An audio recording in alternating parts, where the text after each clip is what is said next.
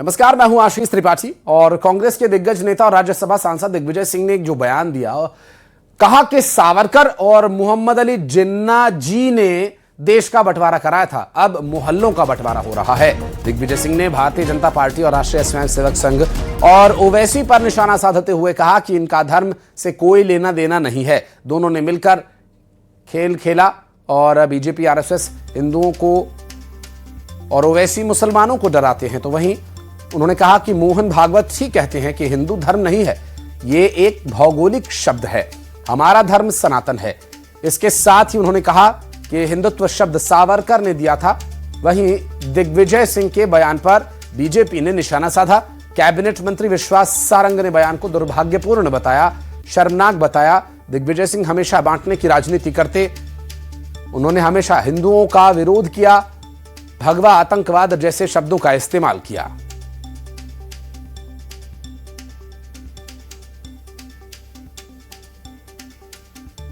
जो कि हिंदुत्व को का शब्द कहां से आया, ये सावरकर जी ने दिया और ये उन्होंने कहा था धर्म नहीं है, ये पहचान है। भाजपा और राष्ट्रीय स्वयंसेवक संघ, इनका कोई लेना देना नहीं है धर्म से। ये केवल लोगों को डराते हैं, हिंदुओं एक हो जाओ, हिंदू धर्म खतरे में है, कहते नहीं कहते। और ओवैसी क्या कहते हैं एएमआईएम के कि मुसलमानों एक हो जाओ, हिंदुओं से खतरा है।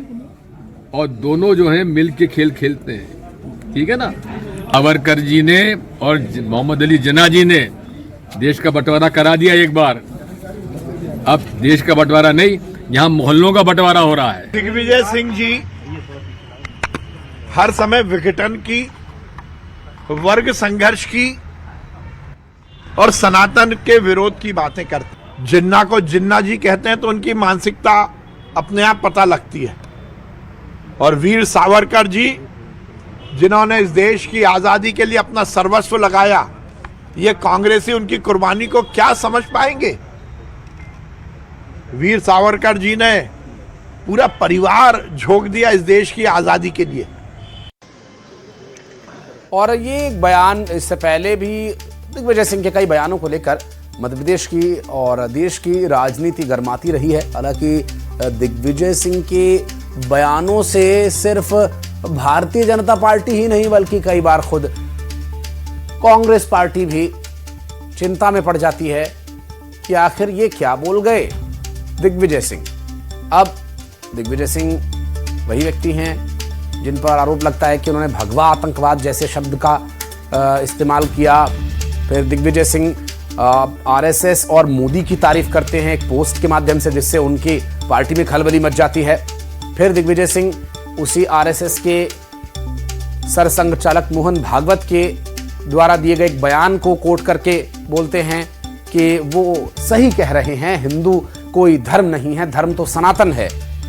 फिर उसी विषय पर वो बीजेपी और राष्ट्रीय स्वयंसेवक संघ और ओवैसी को एक ही रणनीति पर चलने वाला बता देते हैं, जिस पर उनका यह कहना है कि ओवैसी मुसलमानों को डराते हैं, बीजेपी और आरएसएस हिंदुओं को डराते हैं, इनका धर्म से कोई लेना देना नहीं है।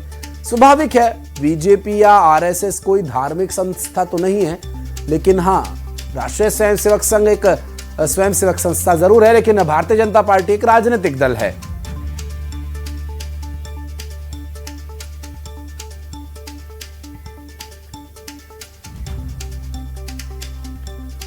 और इस विषय पर बातचीत करेंगे। हमारे साथ कुछ खास मेहमानों का एक पैनल मौजूद होगा। इस वक्त शेख रुस्तम साहब हमारे साथ जुड़ गए, बहुत स्वागत है रुस्तम साहब आपका। अभी चूंकि एक बयान अभी हाल में ताज़ा दिग्विजय सिंह ने दिया है, जो अक्सर अपने बयानों को लेकर चर्चा में बने रहते हैं। अभी आज जो उनका बयान सामने आया उसमें वो ये कहते हैं कि एक काम जो एआईएमआईएम के मुखिया करते हैं वही काम आरएसएस और बीजेपी करती है, इसलिए दोनों मिलकर खेल खेलते हैं।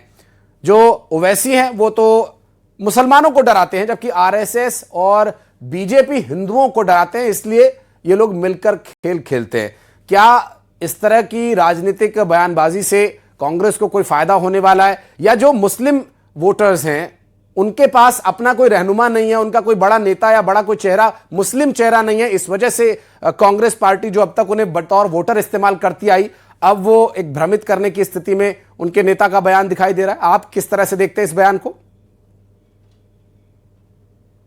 देखिए आशीष जी, दिग्विजय सिंह जी ने मौजूदा सियासी परिदृश्य में एकदम सही बात कही है और वर्तमान में एमआईएम और भारतीय जनता पार्टी के राजनीतिक पैटर्न को देखकर यह याद आता है कि ब्रिटिश कालीन भारत में या स्वतंत्रता संग्राम के उत्तरार्ध में हिंदू महासभा और मुस्लिम लीग किस तरह की राजनीति कर रही थी और ये दोनों ही सियासी जमातें मुसलमानों की और हिंदुओं की पैरोकार बनकर इन्होंने जैसी राजनीति की है उससे देश के विभाजन की कगार पे ला खड़ा किया और उसी का ये नतीजा हुआ कि देश का विभाजन हुआ है।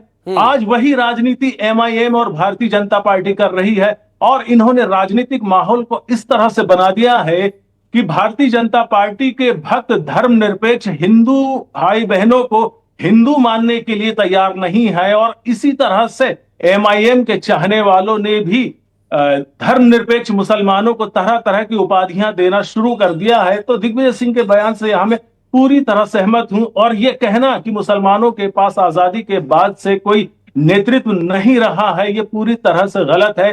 भारतीय मुसलमानों का विश्वास धर्मनिरपेक्ष राजनीति में रहा है और कांग्रेस पार्टी या गैर भाजपाई दल धर्मनिरपेक्ष राजनीति करते रही है और यह बात जरूर है कि आजादी के बाद से धीरे धीरे मुसलमानों का प्रतिनिधित्व देश की संसद में कम होते गया है। इसके लिए भारतीय जनता पार्टी की राजनीति जिम्मेदार है, लेकिन अभी हाल फिलहाल के 5 वर्षों में जिस तरह से देखने में आया है कि एमआईएम की भी राजनीति ने भारतीय जनता पार्टी की राजनीति को सपोर्ट करने का काम किया है और भाजपा की राजनीति ने भी एमआईएम के उभरने में मदद की है। अब सियासत अपनी जगह हो सकती है, लेकिन अपने ही लोगों को एक दूसरे के खिलाफ भड़काना या अपने ही लोगों में विभाजन कर देना, तो ये दिग्विजय सिंह की बात को सही साबित कर दिया है कि अब मोहल्लों का विभाजन हो रहा है।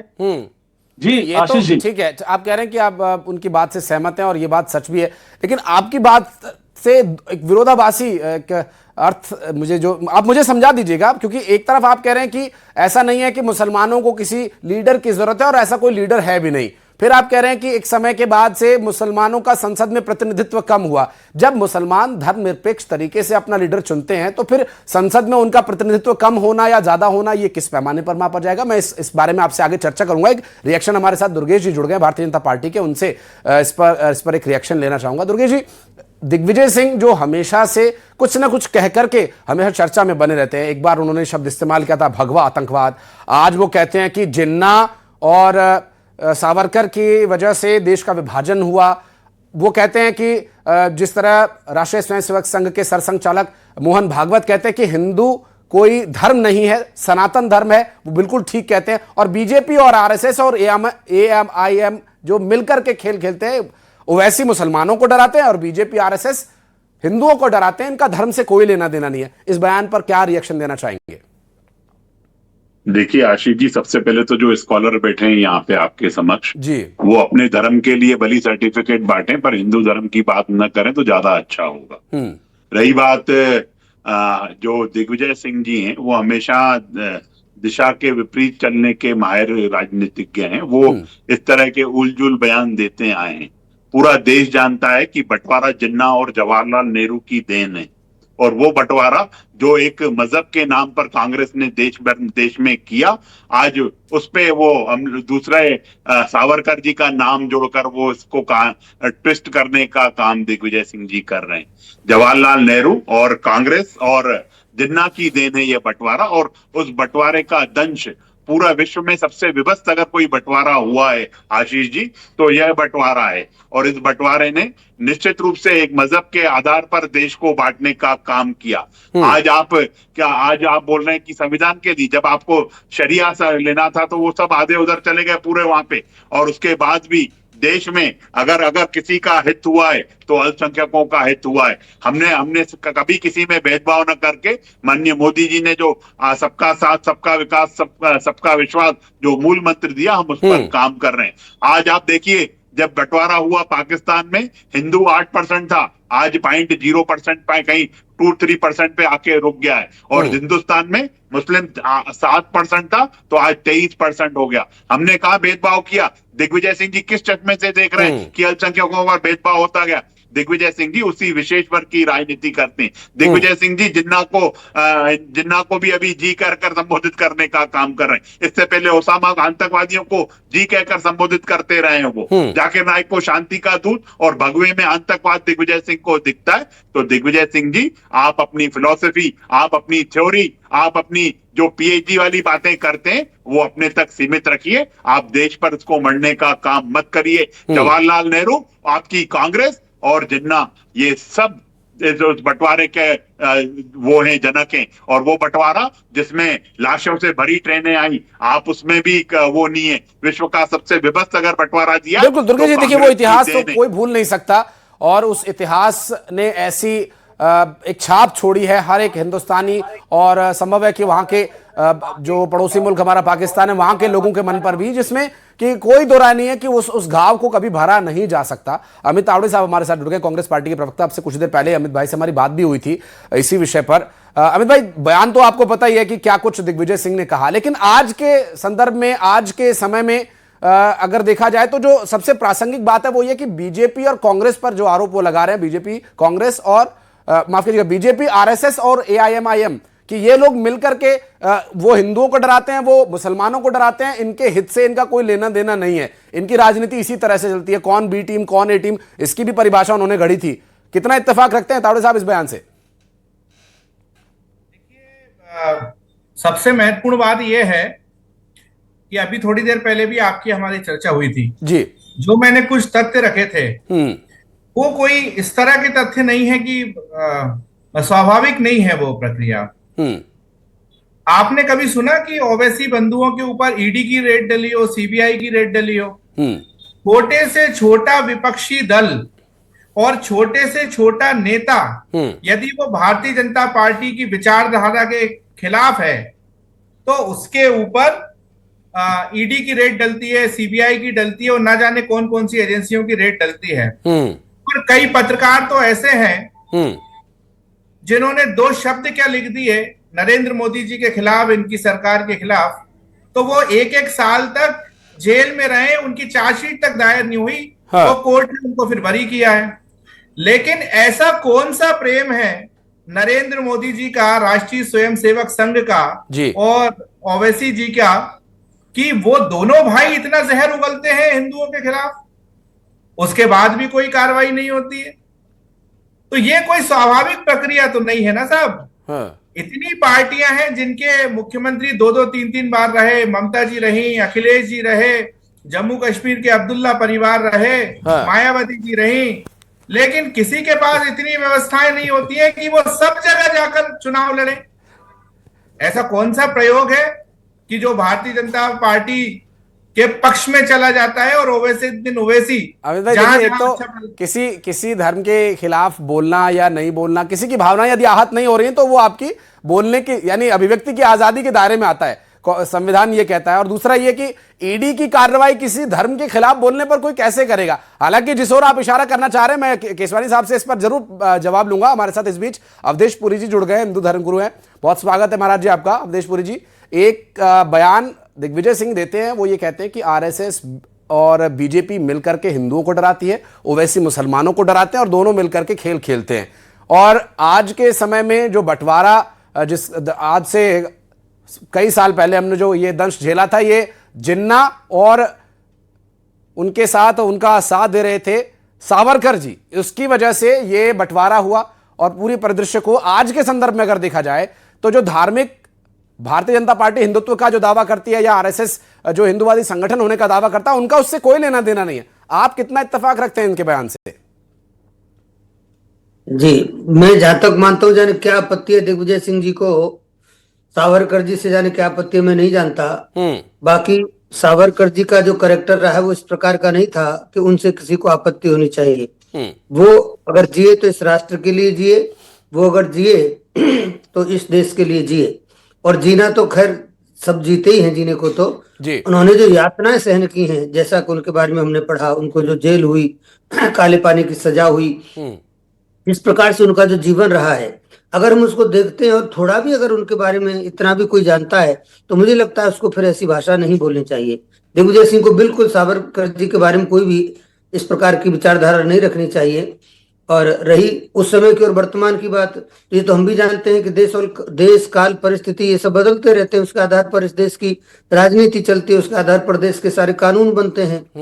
तो वर्तमान समय में जो भी हो रहा है उसको उनसे जोड़ करके वर्तमान समय में की जो व्यवस्था है या ये जो माहौल है, इसको प्रदूषित करना मैं इसको बहुत अच्छा नहीं मानता जी। और बार बार ये जहर उगलने का प्रयास शायद नहीं करना चाहिए। देश में थोड़ी शांति रहे, आनंद से लोग आगे बढ़े, जिए और जीने तो कम से कम इतना तो रखो। हैं? बिल्कुल, मैं लौटूंगा सर आपके पास। दुर्गेश जी, अमित तावड़े जी कह रहे हैं कि ओवैसी बंधु इतना हिंदुओं के खिलाफ बोलते हैं, फिर भी कोई ईडी की कार्रवाई उनके खिलाफ नहीं हो रही है। पूरे देश में वो चुनाव लड़ रहे हैं, जबकि बड़े बड़े नेता एक राज्य में एक राज्य में सभी विधानसभा सीटों पर तक भी अपने कैंडिडेट नहीं उतार पाते, और ये दोनों भाई पूरे देश में चुनाव लड़ रहे हैं खुलेआम।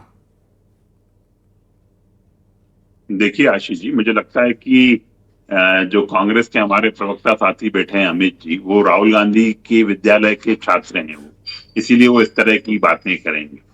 देखिए, फ्रीडम ऑफ स्पीच तो सबको है, वो भी बात कर रहे हैं, कांग्रेस भी जहर उगल रही है, दिग्विजय सिंह जी जहर उगल रहे हैं, तो इसमें क्या दिक्कत है? पर जो ईडी की कार्रवाई होती है वो इनपुट्स के आधार पर होती है। बहुत लंबे समय से अगर जैसे साहू जैसे इनके जो सांसद निकले हैं, जिनके पास अकूट धन संपत्ति निकली, मशीनें तक थक गई पैसा गिनते गिनते, तो वो भी उसी ईडी की कार्रवाई है। और इनपुट्स के माध्यम से जो इनपुट्स आते हैं, एजेंसियां उसके माध्यम से काम करती हैं। और भेदभाव संवैधानिक संस्थानों को निष्पक्षता से काम करना चाहिए और वो कर रही हैं। पर आज का जो विषय है दिग्विजय सिंह को लेकर, दिग्विजय सिंह जी वो व्यक्ति हैं जो जब राम मंदिर पे भूमि पूजन का समय है तो उस पर प्रश्न चिन्ह दिग्विजय सिंह जी लगाते हैं, लोकार्पण होता है तो दिग्विजय सिंह से प्रश्न चिन्ह लगाते हैं। और सनातन और हिंदुत्व के बारे में दिग्विजय सिंह जी को बात ही क्यों करना, वो जब उस चीज को मानते नहीं है, समझते नहीं है। आज वो सिर्फ एक विशेष वर्ग की राजनीति करते हैं। वो वर्ग जब उज्जैन में पाकिस्तान जिंदाबाद के नारे लगाता है तो दिग्विजय सिंह को काजी साहब जिंदाबाद के नारे दिखते हैं। खरगोन के दंगों में वो घी डालने का काम करते हैं और मस्जिद के ऊपर भगवा ध्वज फहराकर वो दिखाने का काम करते हैं।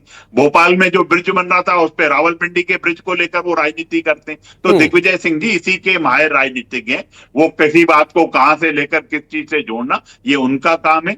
रही बात जो विभाजन की बात है, सावरकर जी देशभक्त हैं और सावरकर जी ने देश के लिए जीवन जीवा। आप दिग्विजय सिंह जी जवाहरलाल नेहरू की बात करिए, ये संधि जवाहरलाल नेहरू और जिन्ना में हुई थी, बंटवारे की संधि, और बंटवारे का जो दंश आपने देश को दिया है, जो इमरजेंसी का दंश दिया है, जो सिख दंगों का दंश दिया है, वो दाग आपके कांग्रेस के दामन से धुलने वाले नहीं है। आप कितनी बातों को कहीं से जोड़ लीजिए, जनता सब समझती है। यही कारण है कि जब आप भोपाल से चुनाव लड़े तो पूरी देश की जन भावनाओं की कदर करते हुए भोपाल की जनता ने 3.5 लाख वोटों से ज्यादा हराकर आपको घर भेजा। आप अपने गृह क्षेत्र में तक खड़े नहीं हो पाए। जब आपके पास जनाधार नहीं है, जन वो नहीं है, सिर्फ बातें कर आप राजनीति में बना रहना चाहते हैं, अपने आप को प्रासंगिक करना चाहते हैं, तो मुझे लगता है। लेकिन दुर्गेश जी, मोहल्लों के बंटवारों का जो उन्होंने जिक्र किया, ये मोहल्लों के बंटवारों पर भी मैं एक प्रश्न आपसे आके लूंगा।